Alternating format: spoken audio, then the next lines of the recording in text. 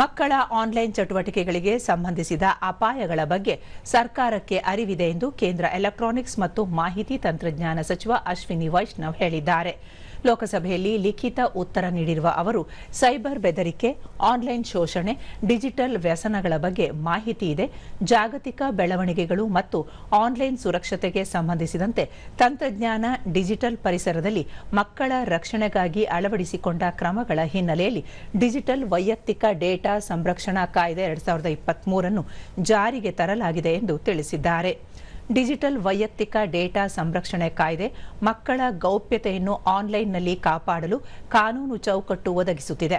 Cyber ಅಪಾಯ ಮತ್ತು ಸುರಕ್ಷತೆಯ ಬಗ್ಗೆ ಜಾಗೃತಿ ಮೂಡಿಸುವ ಕೆಲಸ ಮಾಡಲಾಗುತ್ತಿದೆ ಎಂದು ಹೇಳಿದ್ದಾರೆ.